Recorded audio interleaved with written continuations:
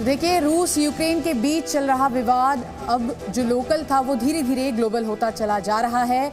एक तरफ रूस के राष्ट्रपति पुतिन हैं, जिन्हें अब अपने देश की रूसी संसद ने देश के बाहर सेना का इस्तेमाल करने की इजाजत दे दी है, जिसके बाद यूक्रेन की चिंता बढ़ने वाली है। और वहीं दूसरी तरफ अमेरिका है, जिसने रूस पर आर्थिक प्रतिबंध लगाने का ऐलान कर दिया है और ये कहा है कि अगर रूस यूक्रेन पर हमला करता है तो उसे भारी कीमत चुकानी पड़ सकती है। यूरोपीय देशों में जर्मनी, पोलैंड और ब्रिटेन ने भी रूस पर आर्थिक प्रतिबंध लगाने का ऐलान कर दिया है। नाटो चीफ ने भी यूक्रेन की स्थिति को लेकर चिंता जताई है और कहा है कि रूस यूक्रेन पर कभी भी आक्रमण कर सकता है। अमेरिकी एक कंपनी ने सैटेलाइट इमेज जारी की है, जिसमें यूक्रेन की सीमा के पास दक्षिणी बेलारूस में 100 से ज्यादा सैन्य वाहनों की तैनाती देखी गई है और ये तस्वीरें मैक्सार टेक्नोलॉजी के माध्यम से जारी की गई हैं। ये एजेंसी हफ्तों से रूस की सेना पर नजर बनाए हुए है। मैक्सार के मुताबिक सैटेलाइट तस्वीरों से पता चलता है कि यूक्रेन के साथ सीमा के करीब पश्चिमी रूस में एक सैन्य फील्ड अस्पताल भी जोड़ा गया है। If Russia proceeds, it is Russia and Russia alone that bears the responsibility.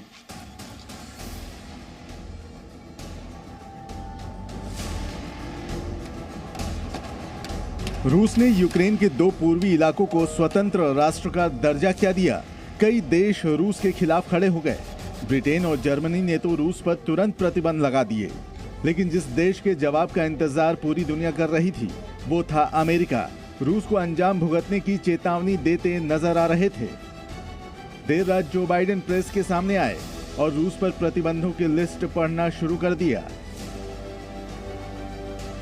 We're implementing full blocking sanctions on 2 large Russian financial institutions, VEB and their military bank. We're implementing comprehensive sanctions on Russian sovereign debt. That means we've cut off Russia's government from Western financing. It can no longer raise money from the West and cannot trade in its new debt on our markets or European markets either. Joe Biden ने रूस को चेतावनी देते हुए कहा कि America ने अपनी तैयारी कर ली है और आने वाले समय में रूस को और भी बड़ी कीमत चुकानी पड़ेगी। As Russia contemplates its next move, we have our next move prepared as well. Russia will pay an even steeper price. Joe Biden ने कहा कि वो रूस के साथ लड़ाई नहीं करना चाहते हैं, लेकिन रूस को ये संदेश देना चाहते हैं कि अमेरिका अपने साथी देशों की रक्षा करेगा। We have no intention of fighting Russia. We want to send an unmistakable message, though, that the United States, together with our allies, will defend every inch of NATO territory and abide by the commitments we made to NATO. We still believe that Russia is poised to go much further in launching a massive military attack against Ukraine. अमेरिकी राष्ट्रपति ने इस मौके पर यह भी साफ कर दिया कि रूस के कहर से यूक्रेन को बचाने के लिए उनकी तैयारी किस तरह की है। In response to Russia's admission that it will not withdraw its forces from Belarus, I have authorized additional movements of U.S. forces and equipment already stationed in Europe to strengthen our Baltic allies, Estonia, Latvia and Lithuania. यानी आने वाले दिनों में पूरी दुनिया का ध्यान Ukraine पर रहने वाला है और ये कहना गलत नहीं होगा कि आने वाले समय में यूक्रेन दुनिया की महाशक्तियों के लिए जंग का मैदान बना रहेगा। ब्यूरो रिपोर्ट, जी मीडिया। तो कई खास मेहमान लगातार हमारे साथ, मेजर जनरल एसपी सिन्हा हमारे साथ हैं और रविंद्र सचदेव अंतर्राष्ट्रीय मामलों के जानकार भी लगातार हमारे साथ हैं। Ravindra Sachdev, Joe Biden already ये डिक्लेयर कर रहे हैं कि ये इन्वेजन ऑफ यूक्रेन यानी यूक्रेन पर हमला शुरू हो चुका है। उनके इस तरह के स्टेटमेंट्स, इसके अलावा एंटनी ब्लिंकन की जो रूस के विदेश मंत्री के साथ मुलाकात थी वो कॉल ऑफ हो चुकी है, प्रतिबंध लगाने शुरू कर दिए हैं। ना सिर्फ यूनाइटेड स्टेट्स ऑफ अमेरिका ने बल्कि अब तो जापान और ऑस्ट्रेलिया वो भी सामने आ रहे हो। कल हमने ब्रिटेन को देखा और इसके अलावा जर्मनी को देखा। ये पूरी सिचुएशन किस तरह अनफोल्ड हो रही है? देखिए, बॉटम लाइन इसका मतलब ये है कि एक वॉर शुरू हो गई है, परंतु ये वॉर अलग किस्म की है कि इसमें कुछ फिजिकल वॉर होगी, ऑन द ग्राउंड भी होगी, अलग अलग प्रोपेगेंडा में होगी, साइबर में होगी और ये लंबी चलेगी। ऐसी वॉर है जो 20, 30, 40 साल टाइप चलने वाली वॉर शुरू हो गई है यूरोप के अंदर। That is one. दूसरी बात आप देखिए कि बाइडन किस तरह से यूज कर रहे हैं शब्द की the West will block Russia, West. So ये नोशन की वेस्ट, अमेरिका और यूरोप, इसके अलाइज बहुत पावरफुल है मिलिटरीली और वो डिक्टेट करेंगे रशिया को। इन सैंक्शंस का नुकसान डेफिनेटली रशिया को होगा, परंतु यूरोप को भी होगा और अमेरिकन कंपनीज को भी होगा, क्योंकि काफ़ी कंपनीज और बिजनेसेस इंटरलिंक्ड है। काफ़ी रशियन पैसा यूरोप में, लंदन में इन्वेस्टेड भी है। ओके, मैं इसके इकोनॉमिक पहलू पे आऊंगी, क्योंकि मैं इसके हर पहलू पे बहुत डिटेल में जाना चाहती हूँ। सबसे पहले मैं आपसे समझना चाहती हूँ, आपने कहा कि फिजिकल वॉर भी होगा। जो बाइडन पहले ये क्लियर कर चुके हैं और कमला हैरिस ने भी कहा कि मिलिट्री बूट्स यूक्रेन में हम नहीं उतारेंगे। तो जब आप फिजिकल वॉर कहते हैं उससे मतलब आपका नेटो फोर्सेस से नहीं, अभी मेरा पहला मतलब है यूक्रेन के साथ। अभी जो होगा, देखिए डॉनबास अभी तो रशिया ने डिक्लेयर कर दिया। अभी क्या होगा, ये जो मानिए एक रिपब्लिक है डोनेस्क रिपब्लिक, उसका जो रशियन फेवरिंग पोर्शन है, जो रिपब्लिक बन गई है, उसका केवल 1/3 या आधी रिपब्लिक पे कंट्रोल है। पर ये जो आधी पे कंट्रोल करते हैं वो कहते हैं ये पूरी प्रोविंस हमारी है। तो अभी यहां पुश होगा, यूक्रेन के साथ कुछ ना कुछ स्कर्मिशेस चलेंगी और डॉनबास रीजन में चलेंगी शुरू में, राइट। तो पहले जो बूट्स ऑन द ग्राउंड या जो भी कॉन्फ्लिक्ट होगा अभी होगा यूक्रेन के अंदर और between Ukraine and Russian forces या रशिया की प्रॉक्सी फोर्सेस का, जो सेपरेटिस्ट फोर्सेस हैं। यस, यूक्रेन का डिस्टेबलाइजेशन का पूरा प्रयास है, यूक्रेन की इकोनॉमी को गिराने का प्रयास है रशिया का मल्टीपल एंगल से, राइट। परंतु यूक्रेन में कोई अमेरिकन सोल्जर नहीं आएगा लड़ने, कोई नेटो का सोल्जर नहीं आएगा लड़ने, क्योंकि टेक्निकली वो कहते हैं यूक्रेन नेटो का मेंबर नहीं है। तो वो यूक्रेन में नहीं आएंगे, परंतु वो यूक्रेन को टैंक, एंटी टैंक मिसाइल्स, ये वो पैसा वैसा दे करके जितना हो सके यूक्रेन को मदद करेगी, भाई आप जाओ लड़ो। At the same time NATO क्या कर रहा है, जो नेटो की कंट्रीज हैं, खास करके जो रशिया की पुरानी रिपब्लिक्स थी, लिथुआनिया, एस्टोनिया वगैरह, उनकी अपनी तो आर्मी है, प्लस वहां पे अमेरिकन सोल्जर्स और आ रहे हैं, क्योंकि उन देशों की वो सिक्योरिटी बढ़ा रहे हैं। क्योंकि ये भी खतरा है अमेरिका और नेटो को कि रशिया कुछ ऐसी रिपब्लिक्स को अटैक कर सकता है। बट अगर रशिया ने मानो लिथुआनिया पे कुछ करा तो क्लियर कट है नेटो मींस नेटो के जितने 30 देश हैं उन सब 30 पे अटैक है, तो वो सब 30 के 30 लड़ेंगे आगे रूस से। तो रूस नेटो की कंट्री पर अटैक नहीं करेगा और ना कर रहा है। रूस यूक्रेन को प्रेशर करेगा और यूक्रेन को एक तरह का न्यूट्रल जोन बनाने का पूरा प्रयास है कि यहां पर अमेरिकन मिसाइल्स और नेटो का मिलिट्री प्रेजेंस ना हो मेरे खिलाफ। ये पहला करके देन पुतिन विल गो, अगर सक्सेस हो गया।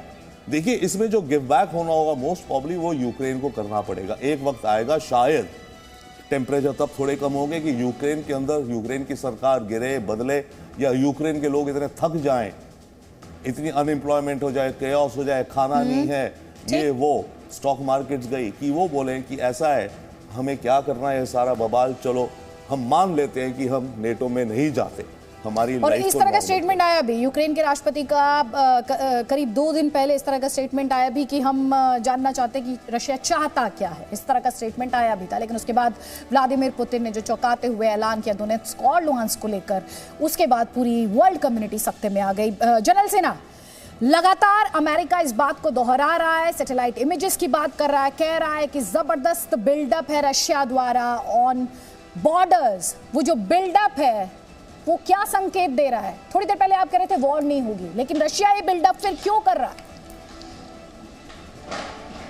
देखिए, किसी भी समस्या के कई ऑप्शन होते हैं। एक मिलिट्री ऑप्शन है, डिप्लोमेटिक ऑप्शन है, बातचीत का ऑप्शन है।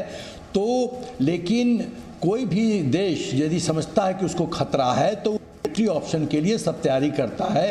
रूस ने 1,30,000 ट्रुप्स डिप्लॉय कर रखा है, अमेरिका ने 8,500 ट्रुप्स ईयर मार्क कर रखा है। हालांकि ज़्यादा पहल करेंगे फ्रांस और जर्मनी, लेकिन अमेरिका ने भी अपने ट्रुप्स को ईयर मार्क कर रखा है, पहली बात। दूसरी बात जो मैं समझता हूं कि रूस यूक्रेन को निगलना चाहता है। अमेरिका और नाटो नहीं चाहते हैं किसी भी हालत में कि रूस जो है यूक्रेन को निगल जाए। उसका एक जियो पॉलिटिकल इंपॉर्टेंस है, जियो स्ट्रेटजिक इंपॉर्टेंस है, उस पर मैं व्याख्या करूंगा थोड़ी देर के बाद। लेकिन जब ये स्थिति है तो वॉर गेमिंग, देखिए वॉर जब लड़ा जाए, वॉर के पहले माइंड में वॉर लड़ा जाता है, साइकोलॉजिकल वॉरफेयर लड़ा जाता है, टेस्टिंग ऑफ नर्व्स होता है कि कौन किसमें कितना दम है, कितना प्रेशर सस्टेन कर सकता है। तो जो ज़्यादा प्रेशर सस्टेन कर सकता है वो फाइनली वॉर में वही जीतता है। तो अमेरिका भी प्रोपेगेंडा वॉरफेयर, साइकोलॉजिकल वॉरफेयर खेल रहा है, रूस भी अपना मिलिट्री बिल्डअप कर रहा है, प्रेशर बढ़ रहा है। डिप्लोमेटिक में अभी बात फ्रंट पे कोई ज़्यादा सफलता मिली नहीं है, लेकिन मिलिटरीली दोनों ग्रुप तैयार है वर्स्ट के लिए। ये बहुत खतरनाक बात है। देखिए मेरे को लगता है कि यदि रूस ने यूक्रेन में physically troops on boots on the ground बढ़ाया, रखा और आगे बढ़ा, तब तो जंग पक्की होगी, इसमें कोई शक नहीं है। क्योंकि कतई नहीं अमेरिका और नाटो एक्सेप्ट करेंगे कि यूक्रेन पूरी तरह से उसके प्रभाव में जाए। मुझे आप 2 मिनट दीजिए तो मैं जियो स्ट्रेटेजिक इंपॉर्टेंस यूक्रेन का बताना चाहता हूँ। जियो स्ट्रेटेजिक इंपॉर्टेंस पे बात करेंगे क्योंकि अपने आप में बहुत इंपॉर्टेंट है और भारत भी लगातार कह रहा है कि ये रीजन की स्टेबिलिटी और पीस के लिहाज से बहुत क्रूशियल है और इन टेंशंस को डीएस्केलेट करने की जरूरत है। शिवांगी। बिल्कुल, रूस और यूक्रेन तनाव के बीच सरकार यूक्रेन से भारतीयों को निकालने में लगी है। मंगलवार रात एयर इंडिया का विमान यूक्रेन से 240 से ज्यादा छात्रों को लेकर दिल्ली एयरपोर्ट पहुंचा। यूक्रेन से वापस वतन लौटकर जहां एक तरफ छात्र खुश नजर आए, वहीं छात्रों के परिजनों ने सरकार को शुक्रिया कहा।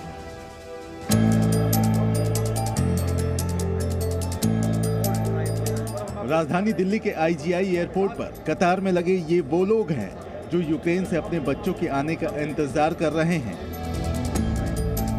यूक्रेन से आने वाले विशेष विमान की देरी ने इनका इंतजार और बढ़ा दिया। दिल्ली के आईजीआई एयरपोर्ट पर मौजूद हूँ और यहाँ तमाम जो पेरेंट्स हैं उनको यहाँ पर आप देख सकते हैं। यूक्रेन से जो फ्लाइट है वो एयरपोर्ट पर लैंड कर चुकी है। जैसे से लोगों के आ रहे हैं अंदर से निकल करके, उनके जो परिवार वाले हैं उनसे मिल रहे हैं और एक के बाद एक पूरी जो कतार है उसको आप यहाँ पर देख सकते हैं। एयर इंडिया की फ्लाइट ने करीब 1 घंटे की देरी से जब दिल्ली एयरपोर्ट पर लैंडिंग की, तब यूक्रेन से लौटे अपनों से मिलकर परिवार वालों ने राहत की सांस ली। इस टाइम ये था कि बच्चे हमारे सेफली हमारे पहुंच जाए। गवर्नमेंट ने इतना किया है कि कम से कम हमारे बच्चे आ गए। हमें यही था कि भी किसी भी तरह से हमारे बच्चे बिल्कुल सेफली आ जाए। जब तक नहीं पहुंचे, हालांकि फ्लाइट लेट रही है काफी। यूक्रेन रूस तनाव के बीच एयर इंडिया के एक विमान पूर्वी यूरोपीय देश से करीब 240 से ज्यादा भारतीयों को लेकर मंगलवार रात दिल्ली हवाई अड्डे पर उतरा। यूक्रेन संकट की वजह से भारत ने वहां पढ़ाई कर रहे छात्रों को वापस लौटने की एडवाइजरी जारी की थी। वतन लौटने पर छात्रों के चेहरे पर खुशी साफ नजर आई। बहुत ही ज्यादा अच्छा लग रहा है, अपना देश अपना घर बहुत अच्छा लग रहा है।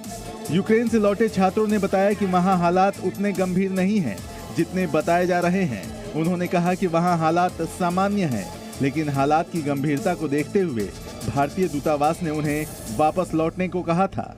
सर एज अ डर तो मतलब वहाँ के लोग नॉर्मल है देखा जाए तो, वॉर सिचुएशन से हटके, बट हाँ वहाँ रहना, न्यूज़ सुनना, थोड़ा डर तो था। नॉर्मल ही है, हम क्योंकि बॉर्डर से बहुत दूर है ना, 900 किलोमीटर।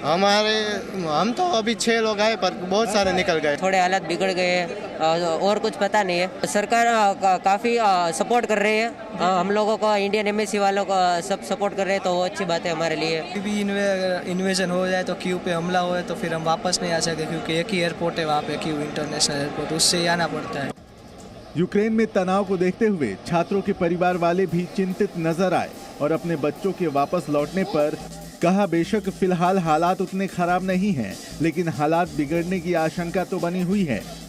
न्यूज़ में ऐसा दिखाया जा रहा है कि बहुत वहाँ पैनिक सिचुएशन है और घर वाले बोले, पेरेंट्स बोले कि ये बहुत कुछ शायद हो, इस कारण तुम आ जाओ, तो हम सोचे कि आ जाते हैं। वहाँ पे अभी तक तो नॉर्मल है, अभी ऐसे कोई युद्ध की हालत है नहीं, बट इन फ्यूचर 1 और 2 days may be it will be happen. रूस के साथ तनाव को देखते हुए यूक्रेन में कभी भी हालात बिगड़ सकते हैं, इसलिए एहतियात के तौर पर सरकार ने वहाँ पढ़ाई करने वाले छात्रों को वापस लाना शुरू कर दिया है। यूक्रेन से आने वाले जो छात्र हैं जो वहाँ पर रह रहे थे, पढ़ाई कर रहे थे, हमने उनसे बात की है और उन्होंने कहा कि वहाँ ऐसे डर जैसे हालात नहीं हैं, जो भी कुछ है वो बॉर्डर एरिया में हो रहा है। कैमरामैन पीयूष के साथ नीरज कुमार गौड़, जी मीडिया, दिल्ली। तो अभी आपने ये तस्वीरें देखी, इन चेहरों पर जो सुकून है, जो एक राहत है, उसे आप मिस नहीं कर सकते और इसीलिए सभी इंडियन गवर्नमेंट को, भारत सरकार को शुक्रिया कह रहे हैं। हमारे साथ कई खास मेहमान लगातार बने हुए। रविंद्र सचदेव, यहाँ पर बहुत इंपॉर्टेंट हमारे दर्शकों के लिए समझना ये भी होगा, एक तरफ भारत का स्टैंड इस पूरे मामले पर और दूसरी तरफ जब हम वो लगातार सुन रहे, हमारे व्यूअर्स लगातार सुन रहे, प्रतिबंध लगा दिया, पाबंदी लगा दी, रशिया के जो उद्योगपति हैं उन पर पाबंदियां लगा दी, इन पाबंदियों का मतलब क्या है? ओके, देखिए भारत का जो स्टैंड है, हम ये चाहते हैं इस पूरे विवाद में न्यूट्रल रहना और हम कह रहे हैं दोनों पार्टीज को आप वार्ता के थ्रू रिजॉल्व करो मैटर का, राइट। हमारा बेस्ट स्टांस ये है, ना हम अमेरिका के साथ, क्योंकि रूस हमारा अच्छा पार्टनर है, और ना हम खुले मतलब वोटिंग में कि रूस ने ठीक करा क्योंकि हमारी अमेरिका से, तो हमें बहुत ही फाइन बैलेंस मेंटेन करना है, अभी न्यूट्रल। बट आगे कुछ समय में हमारे को चैलेंज आएगा, जब यूनाइटेड नेशन सिक्योरिटी काउंसिल में कोई वोट होगा तो उसमें देखा जाएगा भारत कहाँ वोट कर रहा है।